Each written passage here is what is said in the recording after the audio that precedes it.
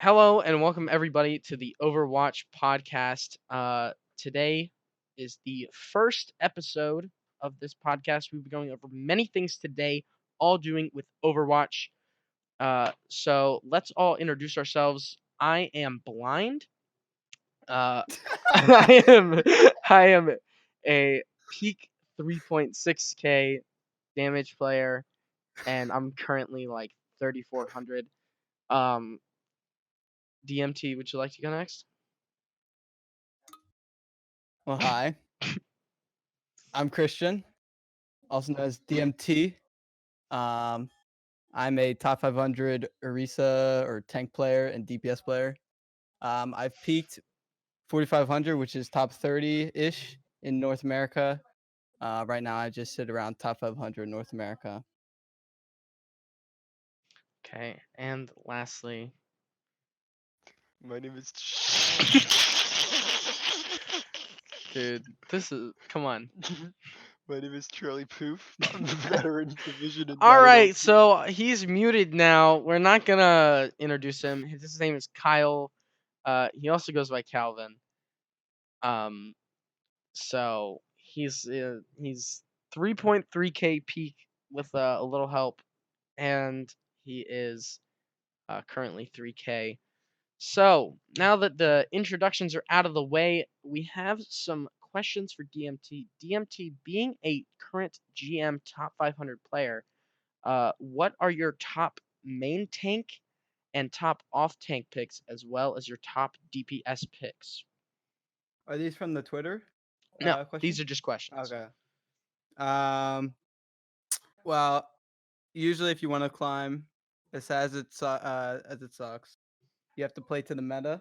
And so the metas in Overwatch, consist of the best team compositions that players have created, and that just naturally forms throughout the season. And so right now, those are Sigma and Orisa, those are two shield tanks. Um, and sometimes Wrecking Ball is also used. And for DPS, the big ones are CC DPS characters. So what that means is they are more disruption characters. So, for instance, Hmm. May has a wall that can disrupt the enemy and cut off their front line and back line.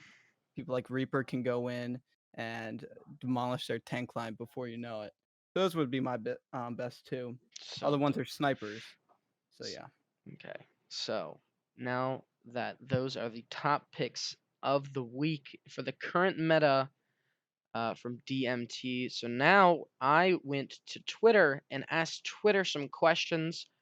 I said, do you have any questions for a GM top 500 tank and damage player? Drop them below, and we did get some replies. So, one question I do have for you today from TP Rin: how has the meta shift affected you?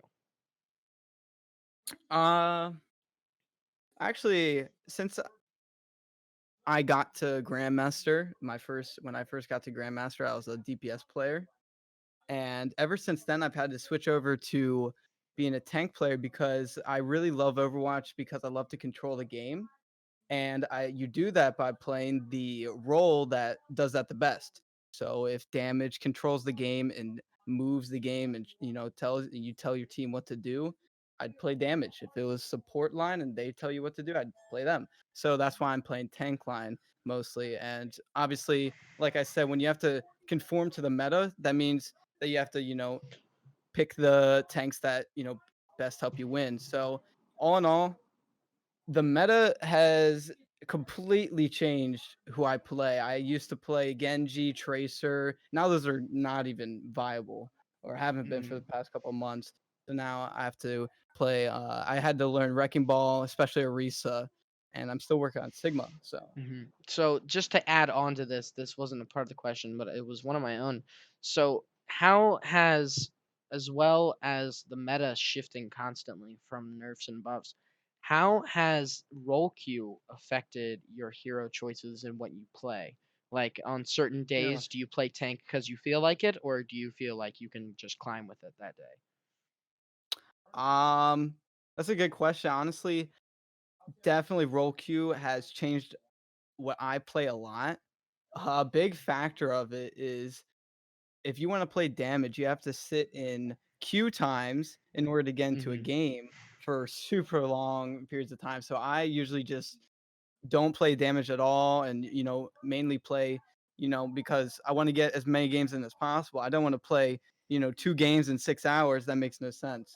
Um, and so I'd have to say that I generally am playing more tank because of Roki Beta, and it's changed, say my career profile a lot because now instead of you seeing my career profile as a nice big rainbow, as I like to say, Mhm. a weird rainbow, it's more of maybe 2 or 3 characters that I play, and the rest have 30 minutes played, 20 minutes. The Mhm. other ones have a lot more, and Mhm. that's mostly tank. Okay. Well, all right. So we have the next question here from Aiden48, and he asked, "What is the best hero to you currently at the game at the moment?" Uh the best hero is probably May. She's getting nerfed, which means that her abilities are getting reduced in the next patch, which is almost like a live update that comes out. And May is one of the best heroes, in my opinion, because her disruption and her ultimate ability are so unmatched. And if you play May, you create so many opportunities for your team. So you disrupt their front line, back line, helps your team so much simply by using the ability, not even using mechanical skill. And then her ultimate ability forces your team to constantly use ultimates to survive the freeze. So May's ability is a huge ring of uh was it snow Blizzard, yeah. that blizzard that completely freezes your entire team if they're all in it. And it's just you have to uh give so many resources to it. And obviously my opinion is a lot different. Other people think Widowmaker is very overpowered just because pro players, they don't need Mhm. positioning, they only need to click on your Yeah, head. the aim from it. All right, so But you yeah, heard it here from DMT. May is currently the best hero in the game at the moment. So we do have two more questions. Uh, this next one is from Bay Area or Support Slaps on Twitter. And she says, "How the Yes, f sir. do you aim as Hanzo?" uh I don't play that much Hanzo. I do play him on alternate accounts, but for Hanzo, it's more thinking of yourself as not a Widowmaker whatsoever. So you want to be playing the mid to long range battles or even close range battles. And at this point, your main objective is to kill their shields if you play Hanzo, since that's the meta. The meta is 2 shields, so you need to break them to help your team out, if anything. And honestly, when people come and ask about aiming, the best thing to do is just keep practicing and practicing.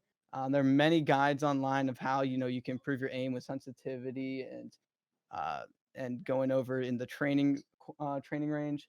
Mhm. And most 90% of it is just keep on playing because I'll be honest, I have been a tank player for such a long time, but the amount of time that I put into the game has just allowed me to pick up mechanical heroes fairly easy. Like you've played with me before or 1v1 of me. Um, there have been plenty of times Mhm. where I don't play Hanzo that much. I may have under 50 hours on him, um, but I still know how to play him just because I know the game and I know how to aim because of all the time I've given into the Mhm. game. Okay. That honestly, the when you talked about aim guides, the first thing that came to mind was Surefour's aim guide. And I That's a good think one. that's like a 40-minute video on every hero or On every most of aim. them. Yeah, most heroes. I don't know if he goes over Hanzo specifically, but for aiming in general, I would say that a 40-minute instructional video on AD strafing and correcting aim is would be pretty helpful. Yeah, he goes over how easy it is to just know where people are going. So you want to be predicting where they're going to be going. So I've noticed this a lot. If you honestly slow down your aim, think, hold up, they keep going left, right, left, right, left, right. Well, it's pretty predictable which way they're going to go next. So if you Hmm. keep watching that and keep practicing, it becomes pretty easy. Yeah. All right. So last question here from Rugby OW. He says, and I feel like this is actually a really good question. How do you go about testing and seeing what the new meta is after a big patch?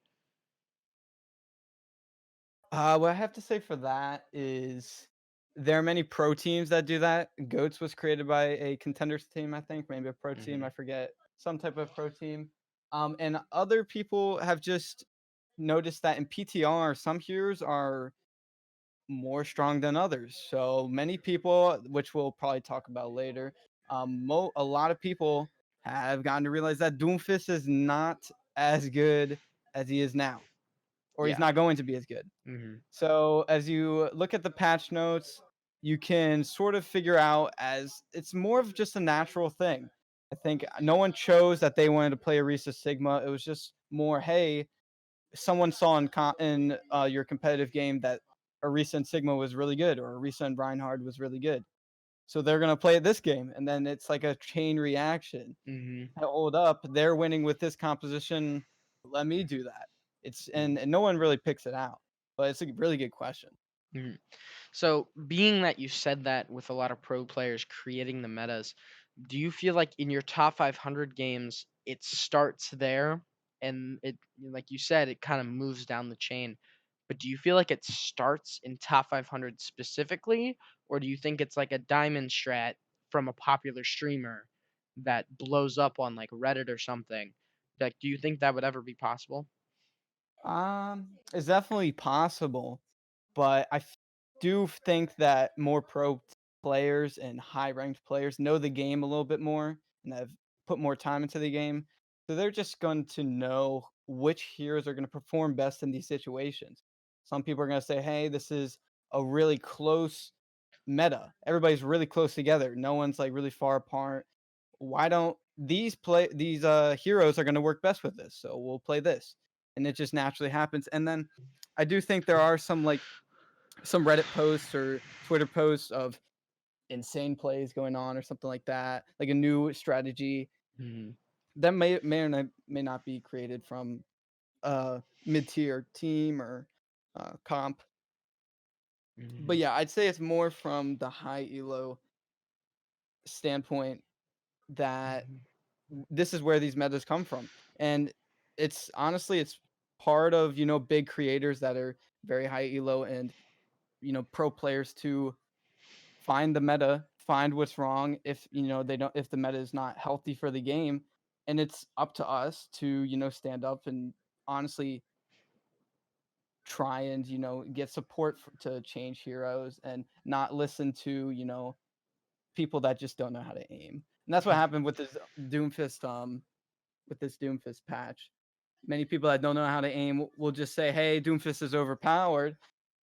There's more to that. It's Hmm. not just you can't just nerf him like that and be okay with it. But we'll get Hmm. into that later. Yeah. Also, I did have a question. Do you think that things like fresh nuts or daily Overwatch moments kind of have an effect on pick rates in competitive? Uh Pick rates, I don't think so. There is definitely the Overwatch moments and Fresh Nuts and New Bunner and whatever.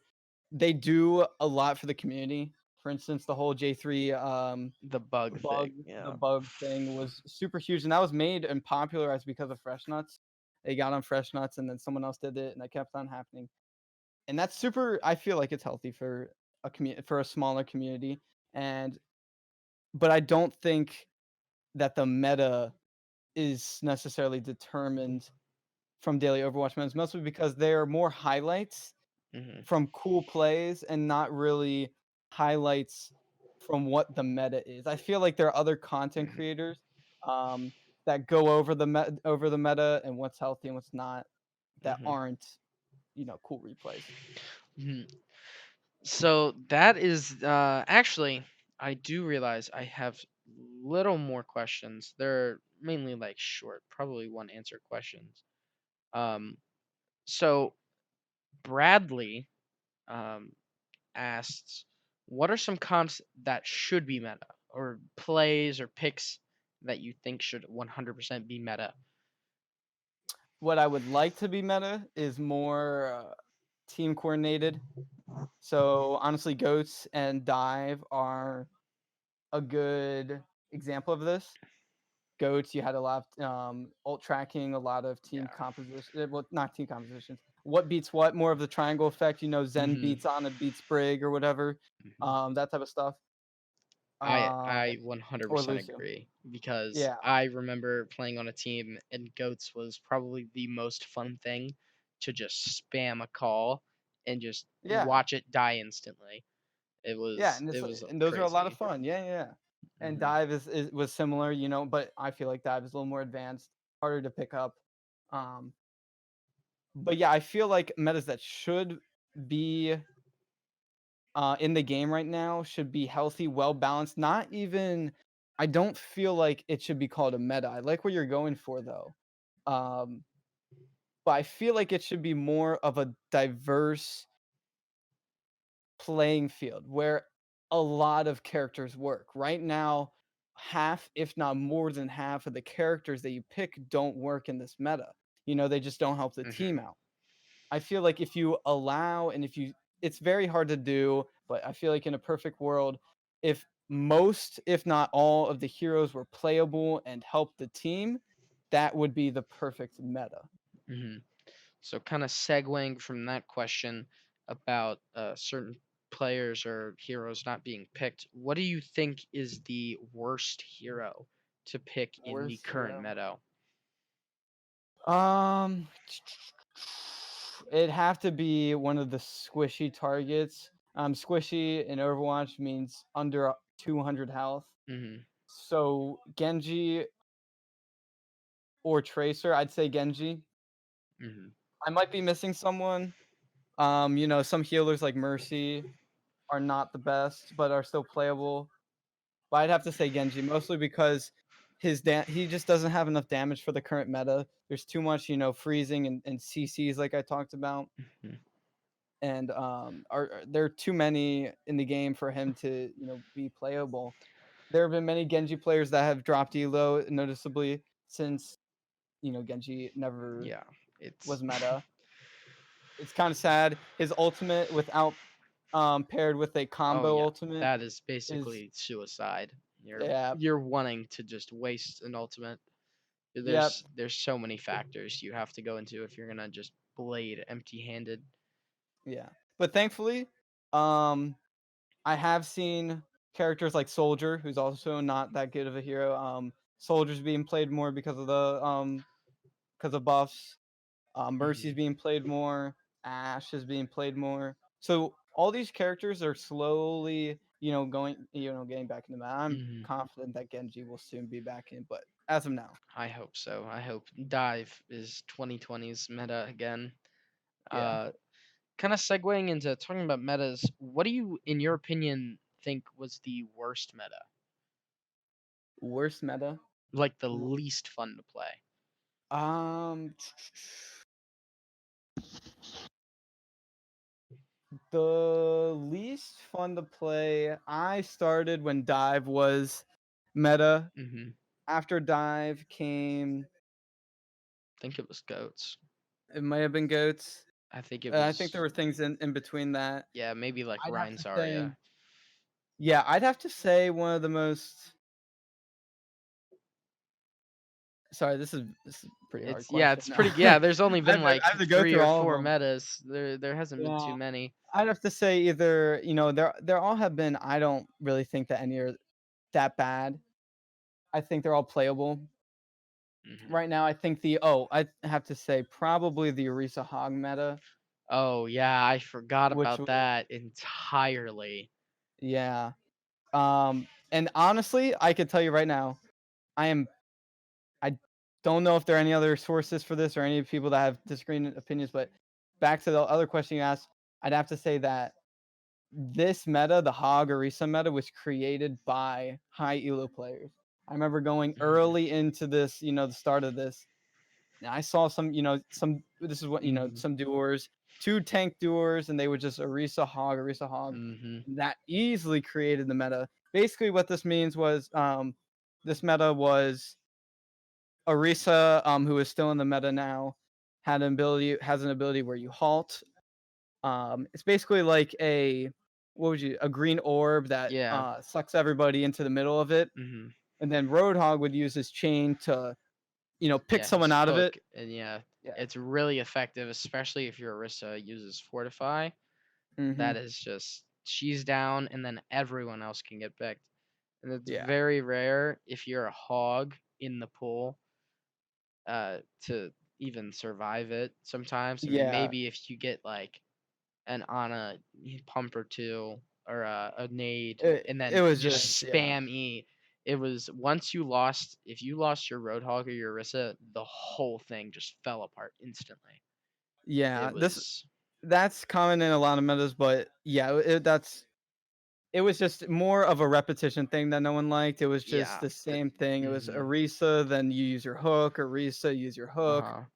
Pulling, reset. shielding, fortifying, shooting, breaking shield. I Yeah, remember and that meme. this is when tank line, the tanks really carried games. You have to get if you Oh had a good yeah, tank if you line, had tanks, you basically carried the whole thing in one. yeah. I remember Um, playing it in Diamonds, and I think we didn't even get first point on Gibraltar, and we just played Hogarissa, and we held it. I think I've done that like 3 or 4 times from that yeah, meta, just playing that Hogarissa, and just right after you come from the underpass, you just sit right there on the steps, and you would just dominate. I've held so many games from that point. It's yeah. pretty ridiculous. But yeah, let's Uh, get away from that. I don't like this. I don't like this. I just hate that meta. Uh, PTSD. yeah. So I'm gonna combine two of them into one. Who do you think needs a buff, and who do you think needs a nerf? A buff.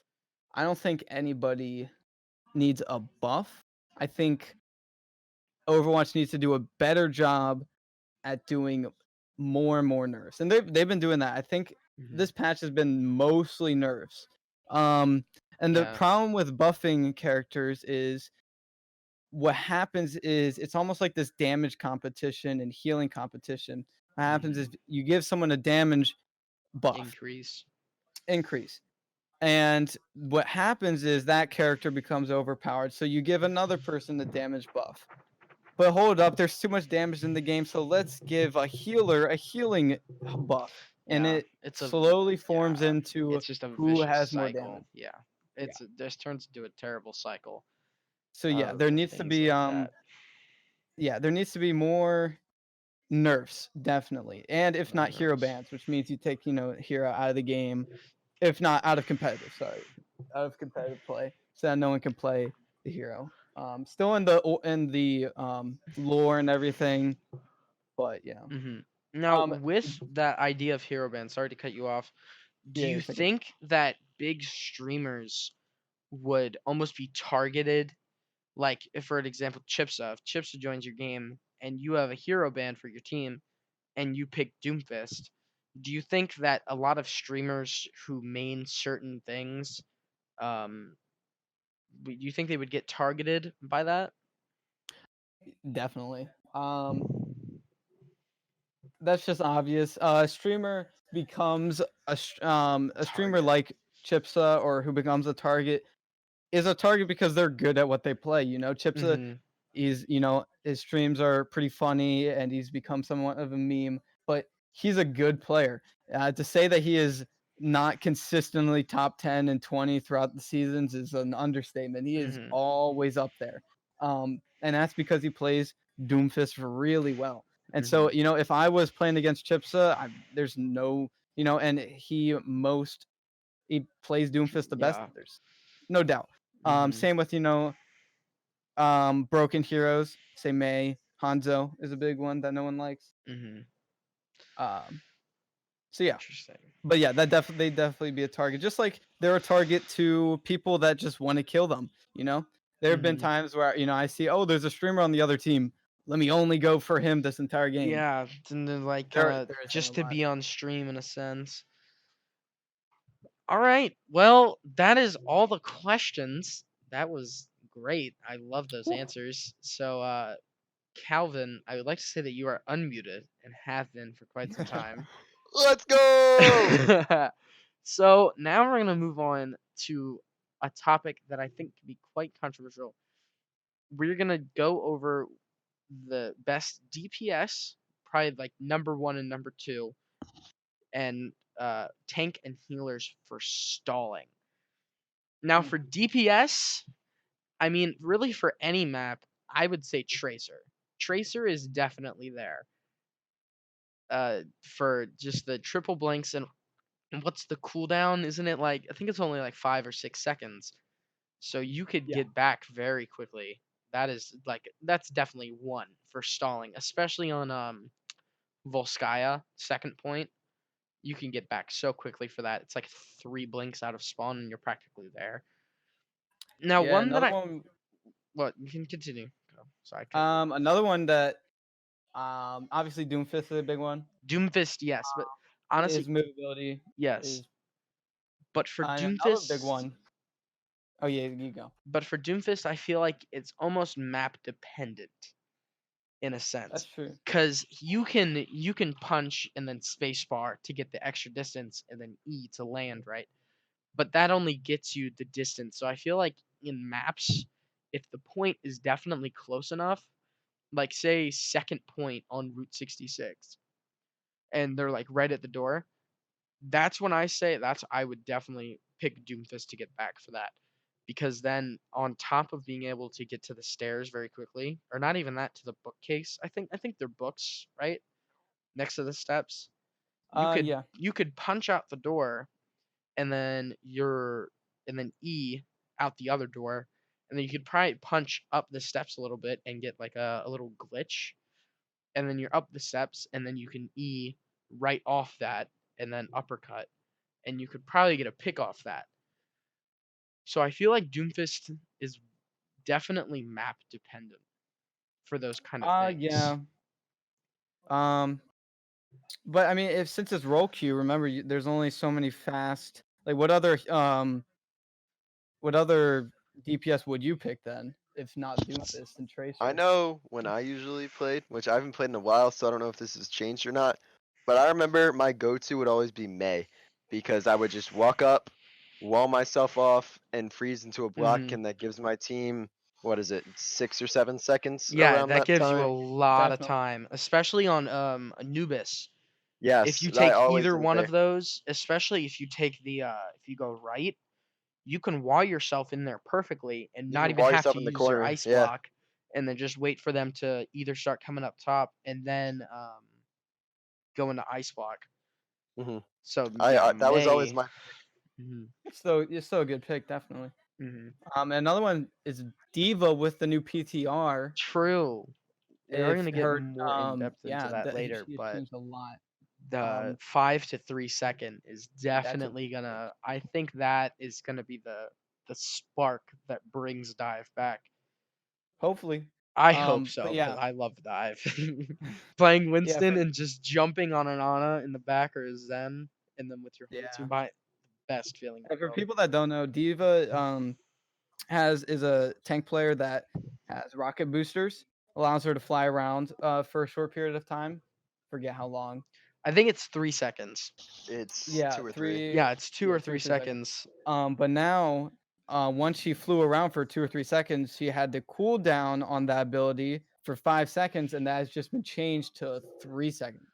So now she can So fly around a lot yeah, more. so if it is three, it's 3 on 3 off, and that definitely opens her up to the stall, like a top pick for stall. And I think even on Volskaya, I think Volskaya is still in the rotation. They just changed it for season 20. Is Volskaya Oh, still a okay. rotation for that?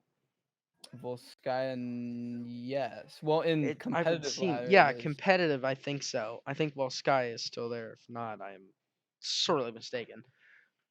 But for Volskaya defenses, that is going to be a top pick, a 100%. Yeah, Volskaya is still. You can still run dive on Volskaya or Hmm. Gibraltar, even though Hmm. it's not in the rotation.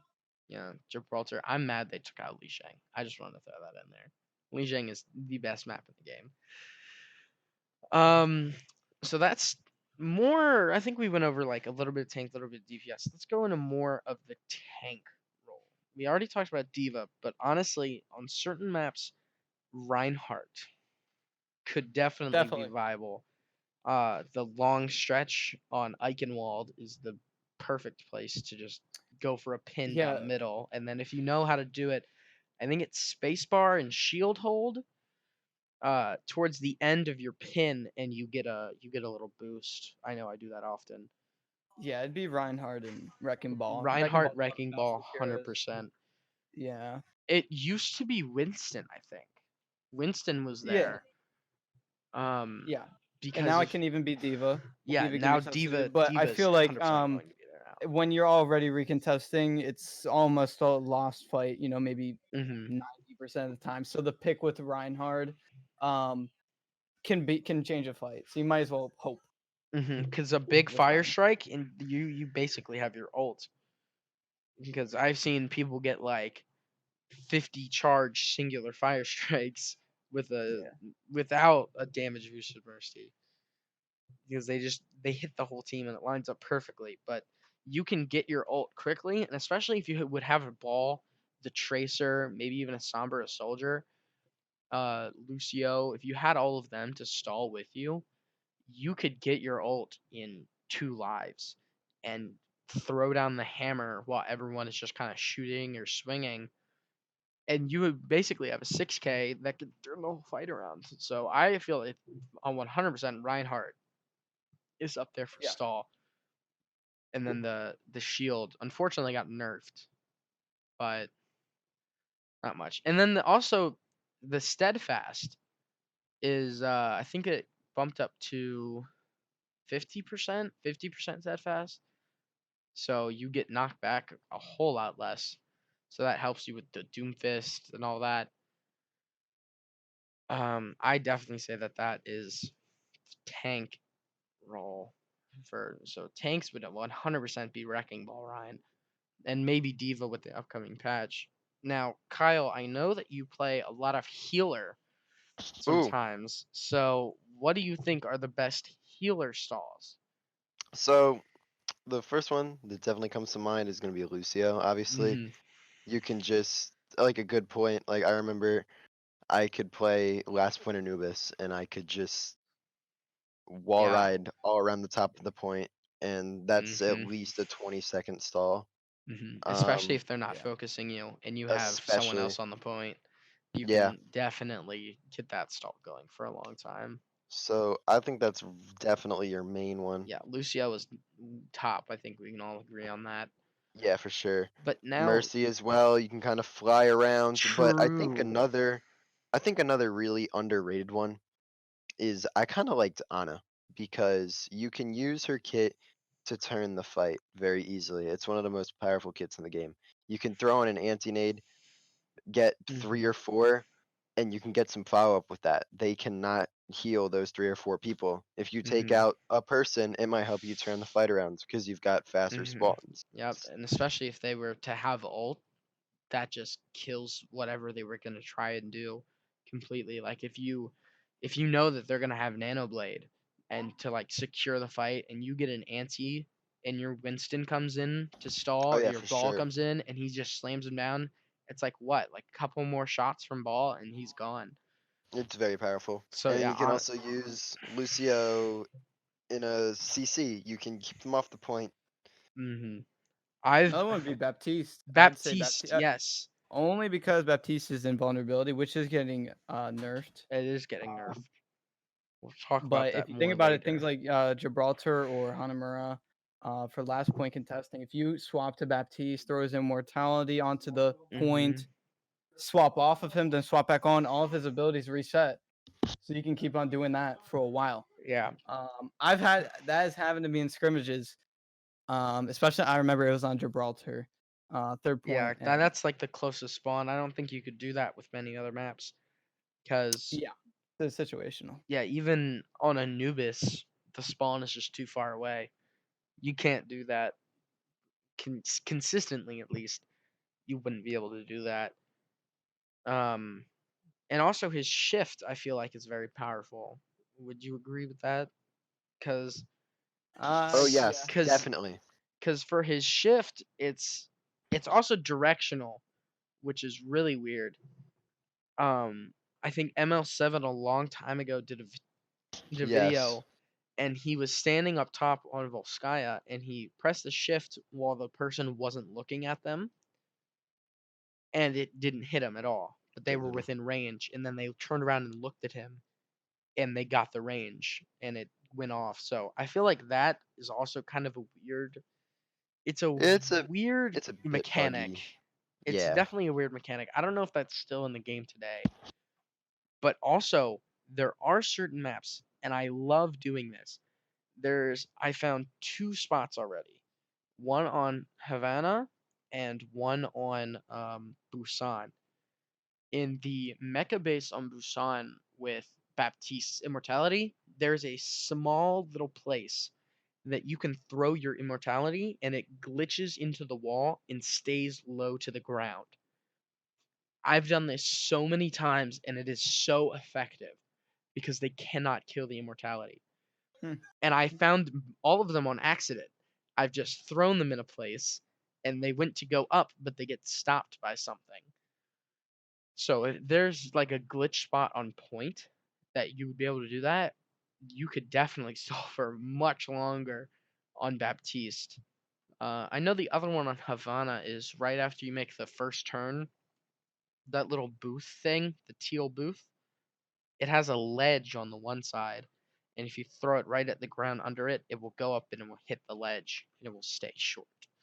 So I don't know if people know that at all, but I've always done it. I'm like, this is overpowered because they can. It's gets glitched into the object, which is very interesting. Um, I think that's all the healers, right? Hmm. Yep. Zen. Okay, can we all agree that if you pick Zen in competitive, you're You're done. practically Yep, throwing? you're right. I All have right, next. lost. Never mind. I have lost so many games with a Zen pick because, and they're not in voice chat, and they just throw discords on random people, and I've never really been successful with Zen.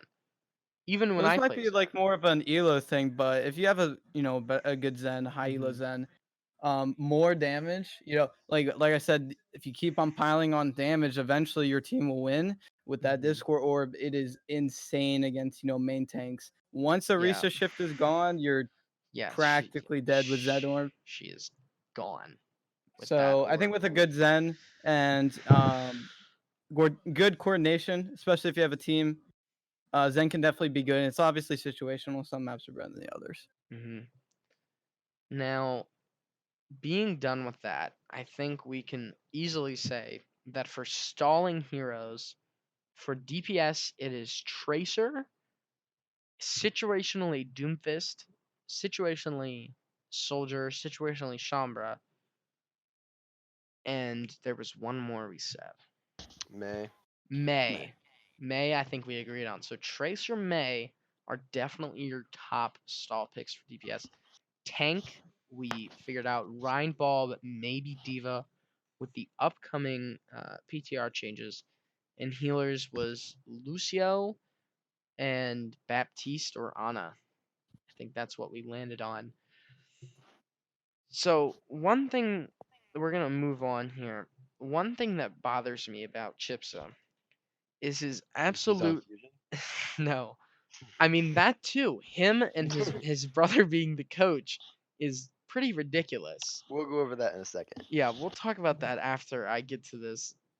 I call it the Chipsa theory, and it is his theory that Widowmaker is overpowered and needs to be nerfed to death.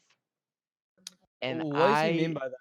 he always says that there's no counterplay and it is an easy climb hero. Well, I feel like Widow can definitely be mastered in high. Widow Mhm. is definitely very strong in high elo. Yeah, that is something Not I as can well. agree on. It's 90%. mechanical and aim. Yeah. But Widow is only overpowered because she needs to be overpowered. The reason why is because name a time when Widow has been bad. Can't really Never. think about it. I can Name a time when she's been so good that everybody plays her. I not really. I mean, not maybe being exactly. bad in dive, but even then, that's not even what you're playing in dive. Yeah. I can agree with you on that. I don't think there's ever a time when she's overly terrible as a pick. Yeah, and the reason why is because she's I'd say I'd have to disagree with Chips on this. I have to say she's one of the most balanced, if not, stable Hmm. heroes. Reason why is because if you nerf her headshot to be a one-shot headshot or Hmm. a two-shot headshot, sorry, for most heroes, Oh think yeah, about how fast-paced the game is.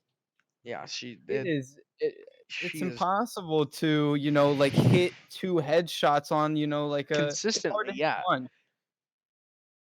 it would Yeah, it's hard to hit one on 200 HP heroes. And imagine if Widowmaker was a two-shot kill to the to the head. head. Yeah, that would be. She would It would just never be get played again. There is no way that she ever gets played again if they change her in any yeah, way. and especially with two shields, it'd be Hmm. it'd be headshot. Oh, I see where she is. Let me hide behind the shield, and she can't beat you Or after as that. Sigma, let me throw my shield out there. She repositions, I have her again. And I Yeah, feel like with Chipsa, he's only mad because he plays Doomfist. And when he goes in, typically you'll punch in, right? You'll punch in, you'll get the space bar, maybe one of the turn punches, and then you'll E, shoot, uppercut, shoot, or depending on your target. But in that time, if there's a Widow in the back line, you're body shot or headshot in the time that you're in the air. And yeah. But it's I feel like for Chipsa that can be really annoying for I'll Chipsa. be honest. If you ever played with Chipsa, I've played with him once or twice when he's been on NA servers. He's not that vocal in voice chat. Mhm. He's very vocal on stream, obviously, and he's very, whenever he gets Mhm. killed, he might rage or whatever, and it's funny. But I think his whole widow dilemma is more or less half and half a joke. Yeah, it's annoying. Half, you know, Mhm. this is just This is to an issue kind of be a mad at thing. anything. Yeah, yeah. Yeah. And honestly, when the couple of times that I've tuned in his stream, I've seen him be on Doomfist and he'll be talking to chat, not paying attention in like a 200 like a 4500 game on both ends, top 500s on both teams, and he'll just be talking to chat. He'll focus for like 5 seconds, punch in, do his combo, die, and then complain about whatever he just died to, as if it Yeah. was complete BS that he just died to that. When really I've never seen him once pay attention in a game. I mean, obviously there's times when he's fully focused, but at least in my experience, I have never seen him fully focus, die, and then get mad about it. He He's not really focused. Yeah, you're right about that. His stream is honestly him doing whatever because he's really good Yeah. at Doomfist and Yeah, whatever. and if he loses Um, to like 500 SR, it doesn't matter. He'll focus up for once, and then he'll just climb right back up to that like top 30 spot, top 200 spot. yeah, yeah. I It's don't it's think pretty weird. I don't think he needs to be worried about. Only thing Mhm. you need to worry about is if he's gonna do good in Overwatch League. Yeah, that's a whole nother conversation because it's the meta. I've maybe a Doomfist pick I've seen a couple times right off the bat. Yeah, So Overwatch League, you can imagine there's gonna be like close to zero picks from a Doomfist. I mean, maybe a Stratus play, but Stratus is actually really good, especially with the team behind him. Chips, I feel like he's more of a lone wolf kind of player. yeah. I think he'll be more somewhat of a Defran. Hmm. Go into the Yeah. Overwatch League for a bit. That's my prediction. Maybe he'll stay for a while, but I Hmm. don't think he's in it for the long run. That's just me though. Yeah. Kyle, what do you think about Chipsa as a general? So, oh, my bad. My bad. was laying on my couch. So I think I can kind of use this to move into our next topic Yeah. regarding Overwatch League pickups. Well, So patch notes. we're gonna do pickups and- Overwatch League pickups right now. Okay, Alrighty. yeah, true. We can do So, that and then patch. That makes more sense. all right. So what So we're what's gonna the do news? is I'm gonna go through some teams that I think did really well, that I think are really improving themselves, and others that I don't think did the best job that they could do, considering last season. So talking about Chipsa, the Philadelphia Fusion, they're kind of disappointing last season after making a grand finals run the first season. I definitely think it was an understatement to say that they didn't have that great of a second season. And I'm not excited for their 2020, 2019, whatever off-season pickups. Um, I do think it's kind of like their priorities are out of whack. Um, they did do good things by keeping players like Carpe and Poco, and they also did add a couple decent players, notably Fury from what used to be the Spitfire. But Okay. outside of that, they did not get a replacement for their struggling main tank, Sato, who definitely was the reason based on their underperformance of the second season. And I think it's their DPS players. Chipsa, I don't know what they were thinking. I don't know if I they're honestly, gonna. I think yeah, I think it is like at least half because it's British coach. Maybe I Well, don't know. I don't know. It's there's nothing else you can really talk about other than he's just going to have to prove that He can make it there, honestly. Well, that he yeah, can Because make it. And there's not a lot backing him other than being well, a yeah, pretty actually, because decent Doomfist player. Yes, Kyle. he's gonna have to prove himself in the fusion, because I definitely think the two DPS pickups were very out of line, considering they already have a very good Yeah, Carpe DPS core, EQO. Yeah, EQO, Ivy even. mhm. So, yeah, but to go out to sign Hisu and Chipsa, I don't know if that's really going to be the best move for them going forward. I think they'd be 20 times stronger with a main tank to complement Poco and Yeah. his strengths, because Mhm. he's honestly carrying the tank line. Sato can't function on Orisa properly. Yeah. Maybe we'll see him improve over the offseason, but I'm not looking forward to it. yeah, and obviously it's also a big thing or a big controversy because there has never been a one trick join the Overwatch League. Yeah. and Honestly. on and obviously I wouldn't say he might not say he's a one trick, but he did play Genji before, but I don't think they're anywhere close to uh Overwatch League ready. Like Yeah. other than his Doomfist, I don't think he can really play anything else on Overwatch League. Like I can, I'm a tank player Mhm. and I can also play Genji at a GM level, but it doesn't mean I'm Overwatch League ready. That's Yeah. from college to pros. You might be the best college player on your team, but everybody in the NFL are the best of the best. Yeah. So Yeah. I'm he's thinking really got it. Fusion.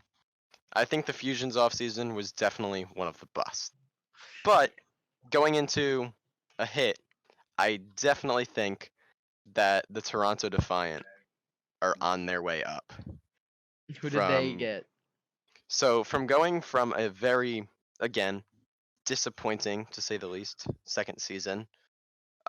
They had decent expectations, nothing too huge, but I do think they underperformed based on their true potential.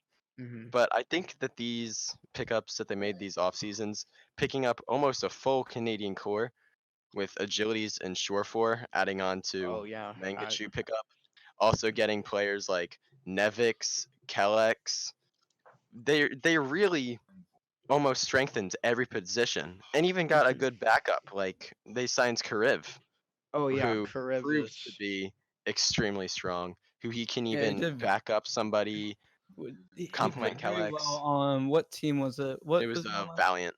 Yeah, Valiant. he did very well on the That Valiant. game against when they beat the Titans to dethrone them. I think Oh, it was a he's big. a He very played a good big player. part. Yeah. So I think Defiant are definitely on the way up. Um, Also, I think another team that you could definitely say they're not really on the way up, obviously, but I think the San Francisco Shock are also in a very good spot. Not changing anything. The only move they really did was releasing Nevix, who didn't do much in the way of helping them in their second season in the league. Yeah, But I they're They definitely think obviously the won the core, finals, so yeah, I'd say they'd be in a good yeah, yeah. the core season. that they have is going to be very successful. But Mhm. talking about obvious hits, I want to go with a little bit of a controversial one here. But so I'm going to say that the Vancouver Titans are very overrated this season. Um, Who did they get? Oh wow, so they only have 6 on their active roster. it was a disappointing second season. I mean, they shattered expectations, went undefeated most of the season. Definitely disappointing to lose in the finals how they did. It was like 4-0. Shock crushed it. Oh yeah, no, Yeah, we were there. It was bad. It was bad. Um so fun. so Yeah, it was still crazy to be there. so their pickups are kind of weird. They're getting rid of Hureg. He's a coach for the Outlaws now, which Hureg didn't do much, but still a good player. He was the core of Runaway. Hmm No. Repel The also Runaway is like leaving. a college equivalent Mhm. or an Yeah, older my pro bad. team. Yeah, in a second. Repel also leaving. Repel left, or Repel was a very big part of the team Now, if I can and cut you reflect off work. for a second, I'm looking at the roster that's on Mhm. the Overwatch League page. They only have 6 players, Yes. Well, they actually have 8. so I guess they haven't updated it yet. Yeah. Because So I was about to say, playing with 6 would be very difficult if someone's having a bad night. for sure, but dropping Hureg, Repel, Tizzy, and most importantly Bumper, Oh yeah. I definitely think that wasn't a good option. But they did sign a little bit of help. They replaced Bumper with Fissure, who's proven to be a very good player, An hmm equivalent almost. almost Yeah. equivalent. They still have players like Twilight, people like that, and then they go out and get Rouge Hong, who can also help in a support position. hmm So I think it will be exciting to see how they do. But based on their offseason losing Bumper, who I think was one of the cores of the team, both emotionally, because emotion is a really big part about a team. If your emotion's taken out, then you're not going to perform anywhere near your potential. And I really think Bumper was a big part of that team. Oh It's sad yeah. to see him go, and I'm excited to see I don't how think they're doing. I don't think he played during the finals, did he? He did not. Yeah, it was He didn't get Tizzy. much play. It was Tizzy, but hmm he still was a big part throughout the cumulative season. hmm Very good Reinhardt player. Now, if I can for a second go back, you did mention the San Francisco Shock, and I would like to Yes. say Choyobin. Now, Ooh, big player. with these upcoming Diva buffs, I think he is going to roll. Well, He yeah, might obviously roll because his percentage played, he's played 26 hours and an 86 of his hours in Overwatch League, or 86% of his time played in the Overwatch League was on he's all Diva. diva. It was Yeah, yeah, it was so Diva. it's definitely his strongest hero, but outside of Diva, he's a very strong off-tank player. You cannot deny that his Roadhog is not at hmm least top 5. I'd hmm even Oh, give it a stretch and say top 3. But outside of that, I definitely we'll have to see how strong Diva is this season because you never know. Things change, metas change, comps hmm change. But we'll definitely have to see how that goes for them. Now, I would also like to point out that I'm looking at his stats now. For eliminations, average per 10 minutes is 19.4. That is fifth It's in the crazy, league out of 200. He is fifth in the including the league. damage players. hmm He is fifth It's in the league very, for very strong. eliminations, and we can Very only. aggressive, Mhm. very strong, very good at what he does. I really And hope Dive comes back because that is going to be interesting to see him play that. I think yeah, there's for gonna sure. be you're gonna need to have a bit more nerfs for Dive to be back. Yeah. There is a lot of hybrid though that I can say. I've been running. You can take a look at my career profile. I have a lot more ball hours finally. Wrecking yeah. ball hours. Bull. Um, it's almost. I'm trying to get it above my Arisa hours, but yeah, I've been playing Arisa Hammond, which is a hybrid. So you generally run a tracer with your ball, your wrecking ball, and those two will work together while the rest of your team work as two squadrons, and that has been being played more, thankfully. yeah. Kyle, did you have any more teams that you mentioned or wanted to Yes, mention? I did want to mention two more teams. I think one's more minor than the other, but I think these are two teams which I'm really excited to see how they play out because I don't think these moves were very good for them. The two teams, London Spitfire and Los Angeles Valiant, Mhm. both teams losing most to all of last season's players, basically redoing their entire roster. Mhm. So it's going to be interesting to see. It's going to take a lot of proving. Yeah. They they're basically no name players to me, and I think Yeah. it's going to take a lot of proving to let them become a Mhm. force in the Overwatch League. We don't know how good they are right now. We haven't seen scrims or anything like that, but I'm definitely excited to see how those two teams Mhm. play out. So I'd keep an eye on the Spitfire and the Valiant for this season. Mhm. Yeah, I've definitely never heard of Dreamer, Gig, Lastro, Rain. Apply I've heard of, but is this Yeah, is I played against them. did he just get signed or has he played? What team did he play for? No, I Apply think He was was on contenders. damage. He played mostly Brigitte. That is hilarious. 93% of his time played in Overwatch League 2019 season was on Brigitte. That is ridiculous. And he is on for playing Brigitte and all that. He is on like the lower end of the spectrum, like hero damage done 167, final blows 162, and then like 131 in eliminations and 141 in deaths fewest. For sure. So It's definitely going to be it's interesting to see how they can perform without Custa as well.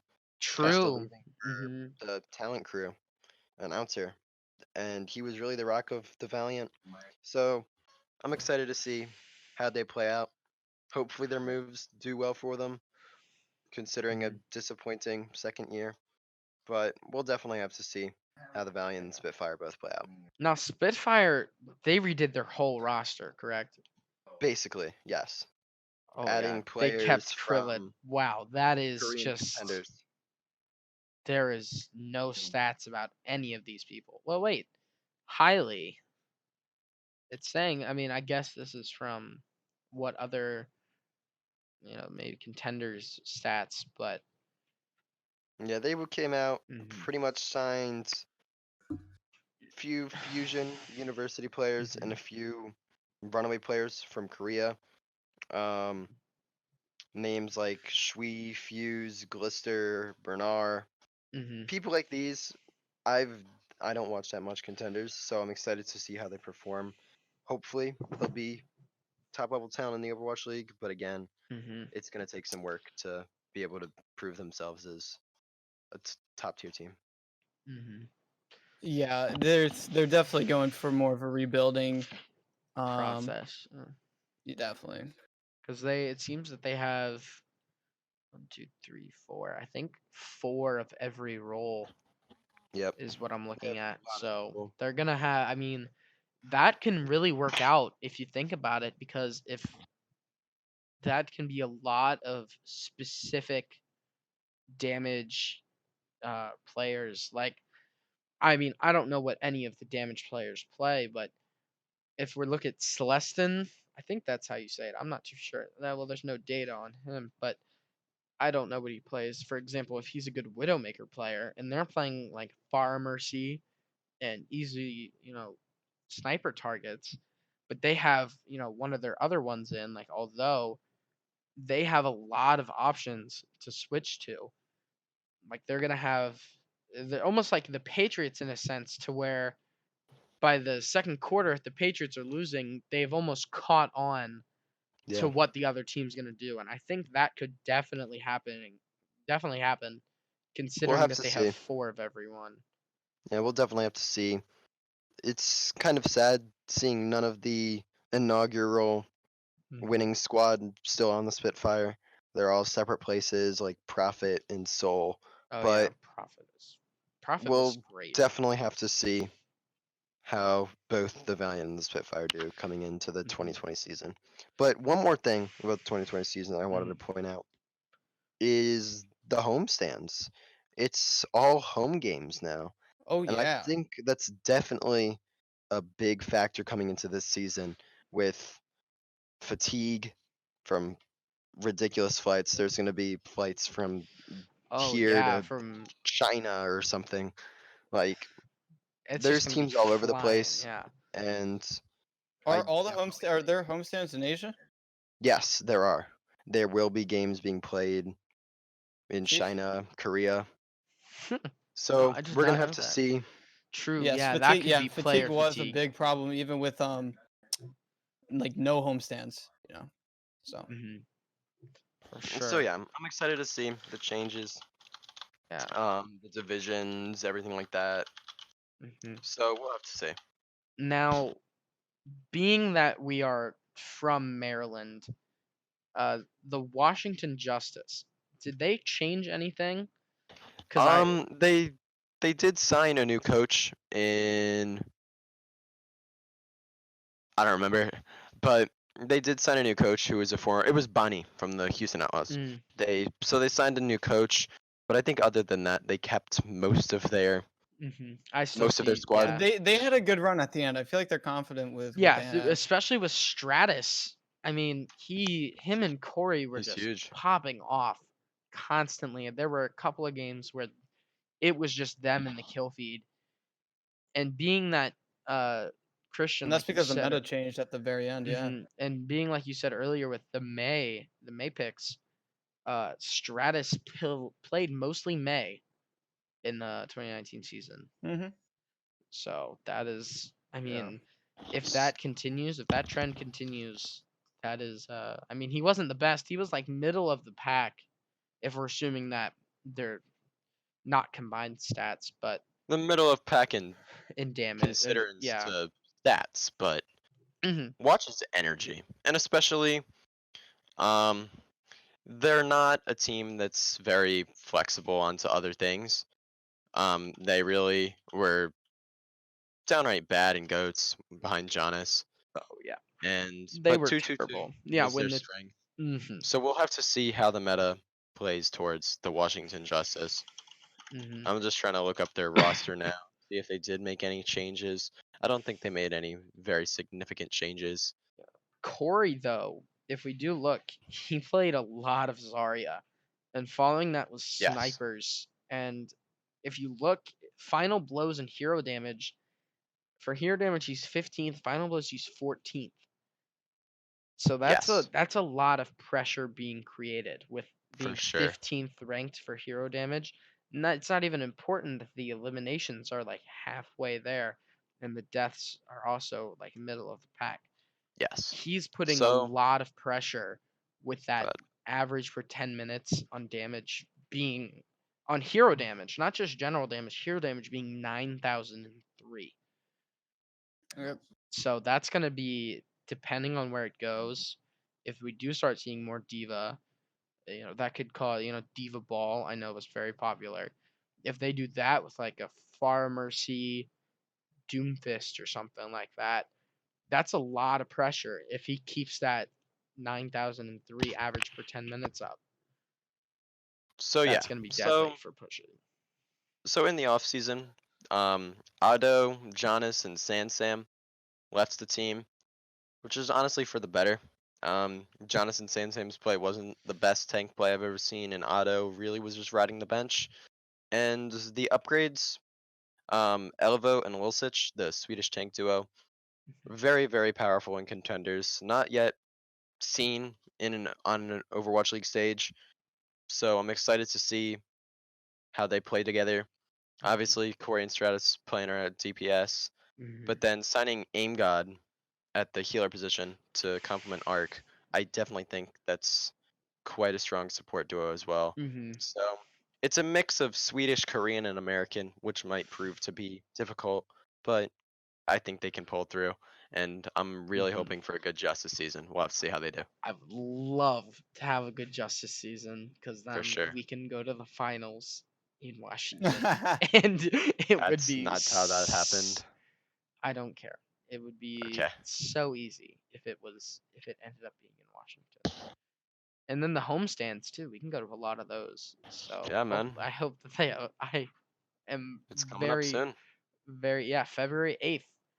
So I am hoping that they have very good seasons. So we have a reason to go to that. All So right. now moving kind of in the opposite direction, do you have the patch notes up? I do.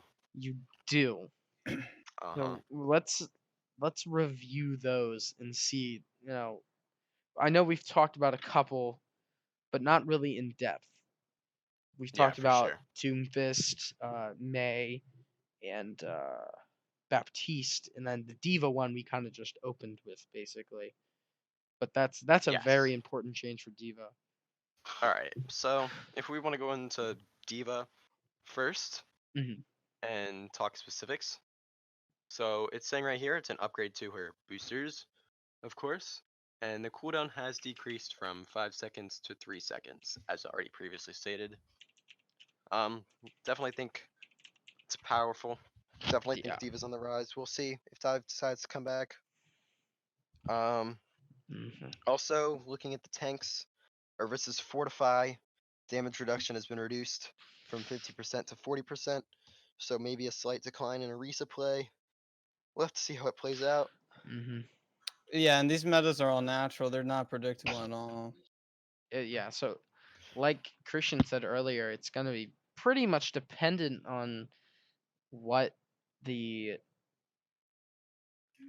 What the what is patch notes picked, say and what the high and then the high elo players do. Because, like you said, they do have very big, and I honestly I think it's almost like how professional sports players, like hockey players, they'll use specific branded sticks, and they'll get part of the sales Yeah, almost. But like for sure. the stick sales go up. So in this case, it would be we play more of this hero, and that hero pick rate goes up. yeah. So it really, really, really depends on what the GM top 500 players figure out up there before it really Up kind of there. affects the whole community. Yeah, up there. I mean, it's really large climb to get up there. Yeah, keep dreaming, buddy. Oh, I'm just kidding. I All right. will. I will So, keep dreaming. so another big change, in my opinion, is definitely going to be this Baptiste change, as his Mhm. immortality field, the duration has reduced from 8 to 5 seconds, and the cooldown has increased from 20 to 25 seconds, which I Mhm. believe is the second change of the cooldown of the immortality field. Yeah, wasn't it It 15 was seconds? 15 Yeah, it at was. at some point. Sheesh. Oh 15 or my 18, and now it's gosh. up about 10 to 25. And also a slighter change is amplification matrix. Ultimate cost has increased by 20%, Hmm. which definitely Oh, might be. yeah, It's it that's a it. I don't think it'll do much. Like even with now, Baptiste get their ultimate every fight, if yeah, not Yeah, half a fight. because I've So seen. I don't know if it was from you, Christian, specifically, but I remember um someone playing Baptiste, and they threw down the Immor and basically just had their team sit there in the Immor that and was us. Yeah. then take damage yeah, on you can thank that purpose for me. and then take damage on purpose for the ult. And it was gotten so quickly. Yeah, Yep. we got in So like 15 seconds. yeah, so if you cut that by 20%, It It's might be I a small mean, difference. yeah, I mean, it's not that small. That's a pretty. I mean, it's definitely gonna be significant. There's no doubt Well, about for that. sure. But we'll have to see how it plays out. Hmm Some changes sound significant, but they don't end up being that significant, so we'll have to see. But the duration 100% will be, because an 8-second fight or 8 seconds and then having to wait 25 or 5 seconds and then having to wait 25 that's a long time for such a short ability. I would feel like it almost makes it useless. I've seen a video where they compare live and PTR, Yes, I've seen that. and it's pretty. I feel like if you think about it in a game scenario, if you're running bunker, for Bastion, just to even draw a game, you only have 5 seconds of immortality. You're missing out on that 3 extra, and in that 3 extra seconds, a lot can happen, especially in a game like Overwatch. For sure. So we'll have to see how it plays out. Mm-hmm. Definitely. Um, I don't. I other think. changes. Quickly, I think we Oh, glossed over Orisa. I think it was just kind of said. I don't remember talking about it, but the oh damage yes, reduction. the fortify change Yeah, the damage reduction. I saw that. from 50% to 40%. That is. I mean, it's definitely a small one, but in Overwatch, small mistake, even just mistakes, not even abilities, can lead to just completely flipped fights. So, just doing that little bit more damage, I feel like she'll get burned just that little, it will make it more fast paced. Yeah, for sure. It's less survivability for a hero that is Very honestly dependent. pretty Hmm hard to take out. Especially with the Fortify active. It yeah, the 50 to 40 it's definitely a big one. It's not a small change. It's not really something you just kind of throw in there. Um, All right. what So other else? What's changes. next? Yeah, what's So next? we can look at um. Let's see here. The Doomfist change. How about we go through that? Yeah, let's go through that So since we're talking about chipsa so much.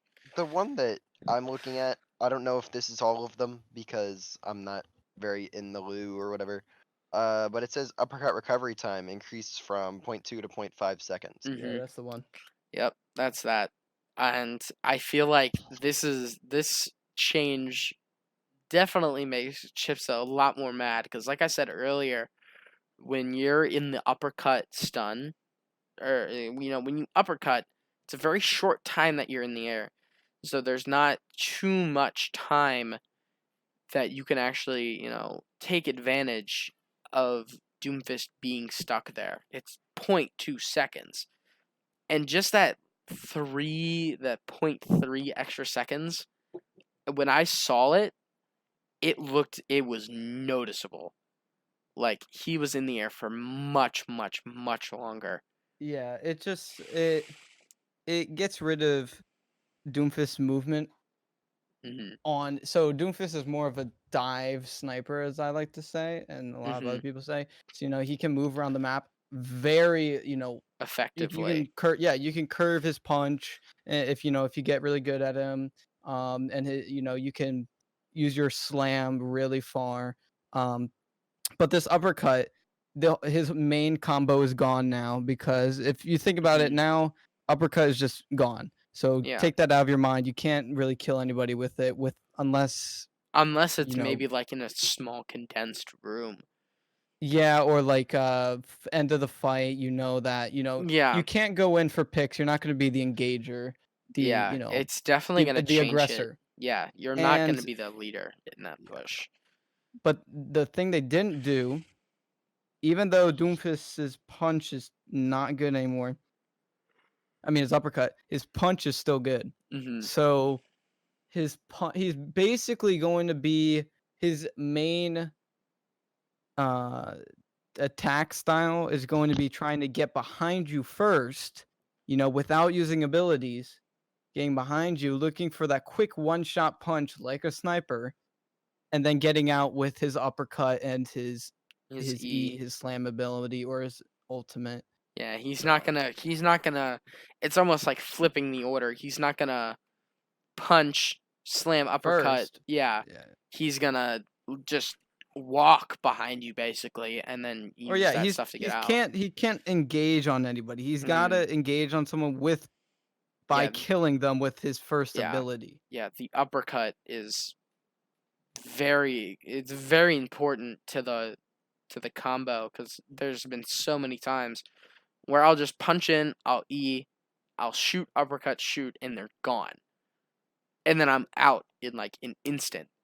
But me just lagging behind there for that couple of seconds, like not even a full second, like 0.3 seconds, I can get stunned by a McCree. I can get hooked by a Roadhog. There's a lot in Overwatch that can happen in 0.3 seconds, especially adding that. Very especially since Blizzard doesn't, unlike other games, some games like Fortnite or whatever, they do quick updates. You'll get an update every week to make the game, and they're obviously Fortnite or whatever is not a competitive game, but you get these quick updates to feed the community what they want. And when you have to update your game like Blizzard does every 2 or 3 months, things change in that time. Doomfist was good. Now he's I don't notice him as much. I don't notice him being picked. I see snipers more. I see May and I see McCree and Reaper. Yeah. Now now they just fed to the it's basically more noob friendly. Like you can't. Doomfist was broken. He didn't have to have good aim with him. Now when you're trying to feed the the beginner player base by nerfing him, and it's similar to like say I remember remember PUBG or Oh playing yeah, those PUBG. Battlegrounds? Yeah. Early on in the game, you had to, if you saw a person, you had to call out where they were with your compass next to the red house on top of the roof. He's northwest. Then they implemented a noob friendly ability which gave you an indicator. You just use your little mouse wheel. It gave you an indicator, a 3D indicator of where they were wherever you clicked. Super noob friendly. Takes away the the realism of the game. Obviously it's similar to this. It's more of just a noob friendly thing that they're giving. It's giving people that can't react as fast just a little more time to maybe get that stun in, maybe get that hook in, Yeah. maybe start the freeze earlier. Yeah, and just like another pro said on one of the highlight shows, you can't just do that to a hero just because that's what the beginner player base wants. Yeah. What you implement is you take, you don't nerf him as much, and you just implement something like hero ban, so that if people really don't like Doomfist, they'll hero ban him in the game. And then so other people can play him. Yeah, it would definitely be better. I feel like the easier you make a hero to play, like Mercy.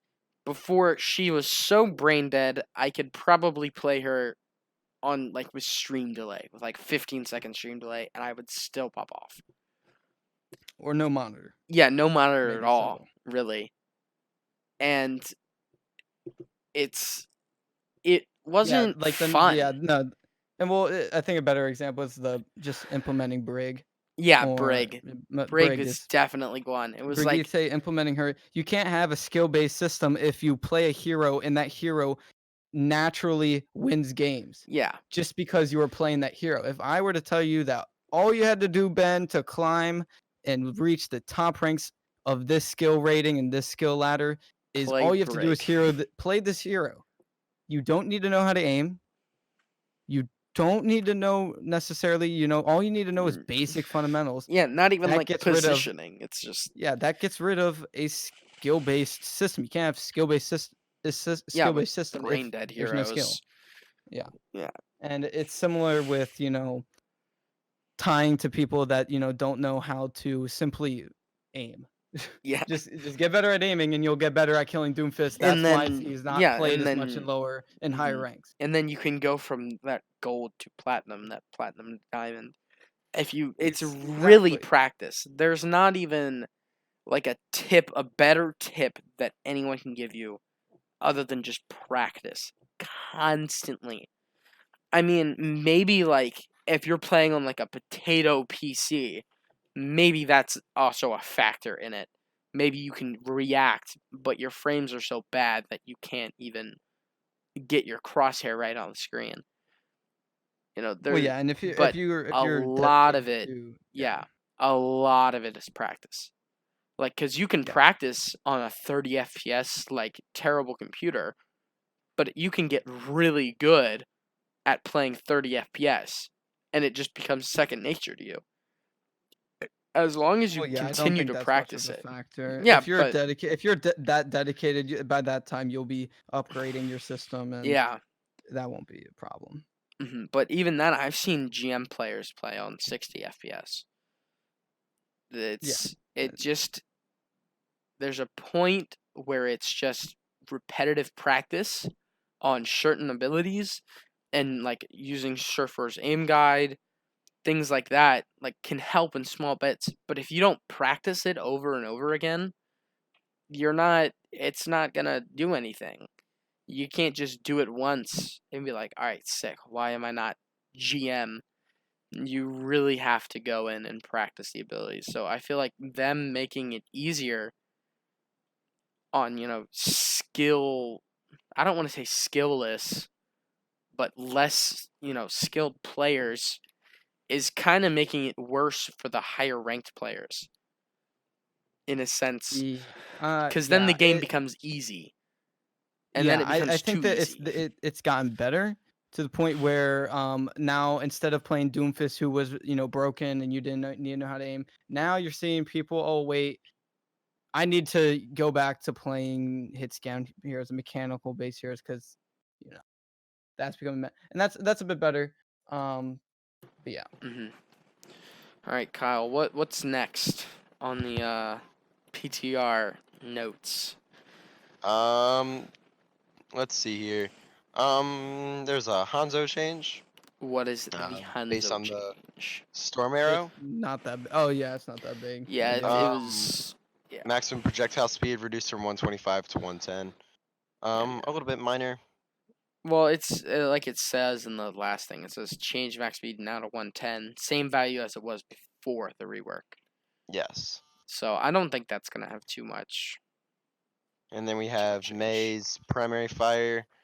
That the slowing effect now reduces enemy movement speed from 20 to 70%, down from 30 to 90%. So lesser of a slowing effect based on the primary fire, Mm-hmm. and also a duration reduction of the slowing effect. Instead of lasting a second and a half, it is now down to a second even. Thoughts? That's gonna be big, considering how effective you said May was, Christian, in the beginning. It'll definitely make a change. Mhm. But I don't. There's no real way of knowing like if it's really gonna matter. Yeah. Hopefully it will matter, and hopefully May and obviously Hopefully, yeah. Doomfist are not going to be really good, and Reaper won't in turn be good with those two, so It you can changes, yeah. play whatever. I would hope that it changes the meta. Yeah, if disruption characters are lessened and nerfed to the ground, then you will see dive. That's my prediction. If you don't see May being played as much, you will be able to play dive. Along with the Diva buffs, Wrecking Ball being good, and obviously Winston, I think it'll work. Mm-hmm. But yeah, is that it for those? Yes, that is Well, all. that's all the ones that are listed. There was one that was recently discovered with Symmetra, and there is no more animation when you place it. It places instantly. Place what? Her TP. Her teleport. That was I think that was a while ago. No, it was January 9th. Oh, New okay. Overwatch available testing. It's not on Oh, here, but I interesting. do remember seeing it. I've seen video of it. It is an instant teleport. So, like the Symmetra? Hanamura, yeah, Symmetra. So, an example of where this could definitely be effective would be the Hanamura, where people would go yeah. Sim, Ryan, May, Zarya, Reaper, whatever, and then healers. It was a reset. Yeah, it was just a lot of shields in a May. Mhm. Yeah. And then the Sim, and then you would TP over, but it would take a second. Now it's just gonna happen in a flash. So you can lose that point if it's tied 3-3, and they only need the 1 point. You're done. Yeah. Yeah. Another, like we said, like the lower ranks or just mid ranks, finding out new strats or Reddit ideas. Have you seen the over the rooftop Mhm. with May and TP? Mhm. Yeah, I mean, now you can do that if you want. Facts. I mean, definitely, it is gonna become more effective in the sense that you don't have to wait. The moment Yeah. it is down, your team can push, and if your team is ready, like if you got good communication with your team, and you have a sim on your team, you can just instantly run into the enemy, and they wouldn't even know because there's no loading animation like on Hanamura. Even if you're defending the point, before you would have the time, and someone could call out TP TP TP TP, and then it goes away, and maybe like one or two get through, and the push gets canceled. There won't be any more reaction timing for that. It's gonna have to be really quick, and there's gonna be a lot of damage focus on TPs because they're instantaneous. You have to be ready to flick onto them in like a split second. So that's definitely gonna change at least Hanamura. I definitely think Hanamura, that's gonna change how people play that. But that is, I believe, all of the patch notes. So we're going to move into our closing segment where we're going to look at week 1 of the or day 1, week 1 of the Overwatch league games. Kyle, would you like to get that kick Excited for started? this. Well, hold up. Um, Before we go, I have to leave because I gotta study for exams. But I'll just give my quick. Your quick little. Yeah, um, I think my guesses or predictions is obviously San Francisco is going to be in the top 4 teams. Definitely, Mhm. probably finalists for one of the seasons. I think NYXL is going to be doing good because I feel like the meta is just going to go into more DPS hands. And I also think that maybe there's going to be have to be some surprise team that does well. Like no one thought that the San Shang. Francisco was going to do well. Yeah, Right? yeah. So there's got to be some surprise team. Maybe it'll be the Toronto Defiant will do good with their new Canadian roster. Who knows? But yeah, I think with the new meta, yeah, it'll be someone like I'm guessing Toronto Defiant going to be really good. San Francisco, NYXL, and I don't think the uh, Vancouver Titans are going to do well because they were a GOATS team and Yeah. they have to rework their roster. But other than that, I'm going to have to go. All right. All right. Well, it was Yeah, buddy. wonderful having you. See ya. For Yep. sure. Thank you for Thank stopping you. by. Me and Calhoun will finish this off here. All right. So, week if 1. you wanna, so you wanna do the Dallas first? The Dallas hosted homestand weekend. Oh yeah, We're the looking Dallas one. Is it only? we're It's looking at February 8th and 9th, right? Those February are the 8th and 9th. dates. So We're looking let's. at the Gladiators versus the Titans, the Valiant versus the Fuel, the Valiant versus the Titans, and then the Shock versus the Fuel. Well, those last two are the 9th. I think it's February 8th. Yeah, this is 8th at 1, 8th at 3. Yes. So really, it's reverse order. Yes. If you look. So we're looking at 5 teams in total for the homestand. the only teams not playing twice, the Gladiators and the Shock. But we are going to be seeing the Valiant, the Fuel, and the Titans both play twice. Mm-hmm. So for the first game, the Gladiators, I'm excited to see how the Gladiators do. Missing Surefour, missing players like Fisher. Yeah, Fisher, I but think, is definitely gonna be it's gonna be a loss for them. For sure. It's gonna that was a big part of their ability to move in on targets was Fisher. For sure. But picking up players like Birdring, OGE, Ooh. Bishu, they definitely picked up some good players, and I'm excited to see how it goes for them.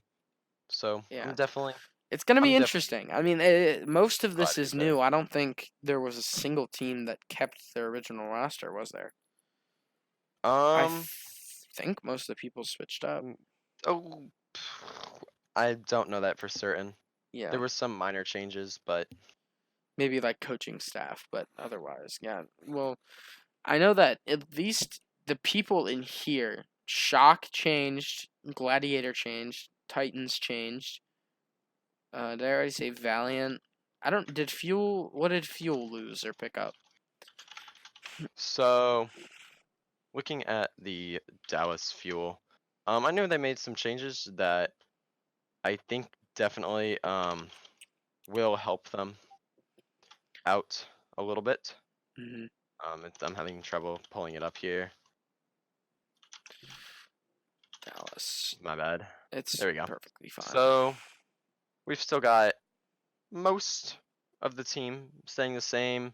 Picking up a player like Gamsu is definitely gonna help them out a yeah, little that's bit. gonna be interesting. Yeah, and DPS players Decay and Doha. Doha was Doha Definitely in the think. league previously?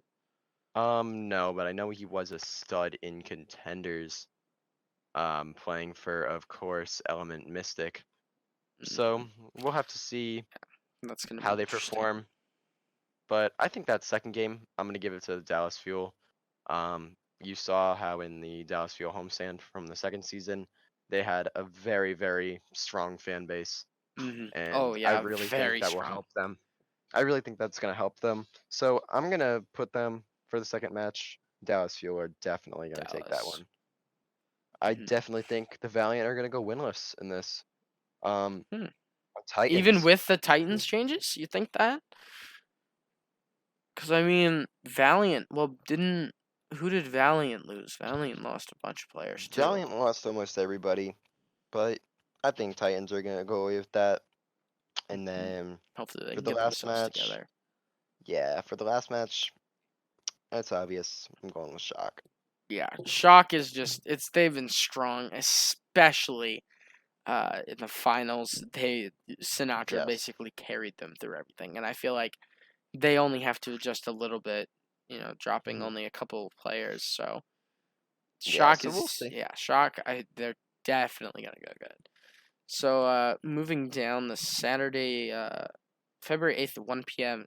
Defiant and Paris Eternal. Yes, this is for the New York homestand. Oh, that's New York. Oh, well then we'll save that for next time. We'll save it for next time. Alrighty. Yeah, we'll save that for next time. So that was the Overwatch Talk podcast.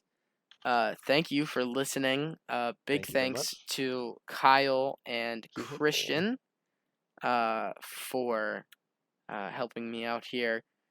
We will be back soon, at least 3 days, with some more Overwatch related talk. Yes, sir. That has been all. Thank you very much for tuning in. Hmm